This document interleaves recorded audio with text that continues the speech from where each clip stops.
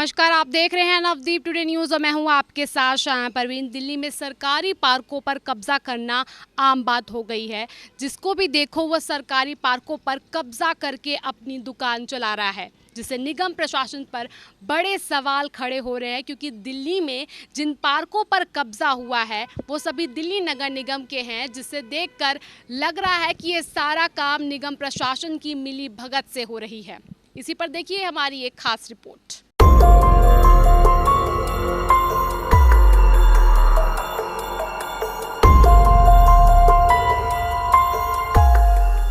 जो नगर निगम किसी भी आम आदमी को उसके घर के सामने एक पैड़ी तक नहीं बनाने देता, घर बनाते समय 1 इंच का छज्जा तक नहीं निकालने देता, अगर गलती से किसी ने थोड़ा बहुत अवैध निर्माण कर घर बना भी लिया तो निगम के अधिकारी हथौड़ा लेकर अपने दल बल के साथ उसको तोड़ने पहुंच जाते हैं। दूसरी तरफ जनता की सुविधा के लिए बनाए गए पार्कों पर कब्जे हो रहे हैं।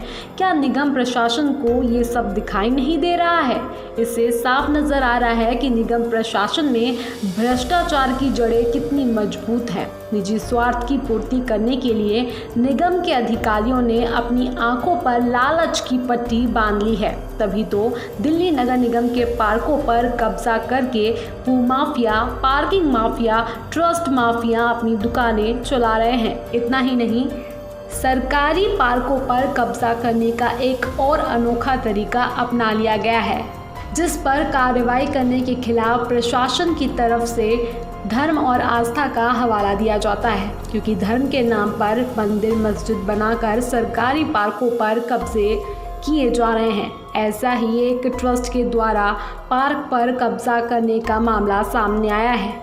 ये मामला सुल्तानपुरी के मंगल बाजार रोड पर ट्रस्ट बनाकर पिछले 17 से 18 सालों से पार्कों की लगभग 500 गज जमीन पर कब्जा कर मंदिर और ट्रस्ट बना दिए गए, जिसके संरक्षक हैं पूर्व में निगम का चुनाव लड़ चुके स्थानीय नेता नितिन फतेह सिंह के पिता फतेह सिंह, जो क्षेत्र के जाने माने समाज सेवी हैं, जिन्होंने निगम के पार्क पर कब्जा करके किसी ट्रस्ट का आश्रम और मंदिर बना दिया है। सरकारी ज़मीन पर आश्रम और मंदिर बनाने के विषय में जब हमने समाज सेवी फतेह सिंह से इस बारे में जानकारी लेनी चाही तो उन्होंने भी पार्क पर कब्जा करने की बात स्वीकार करते हुए कहा कि जिस ज़मीन पर उन्होंने एक ट्रस्ट बनाकर मंदिर और आश्रम बनाया है वो निगम का पार्क है।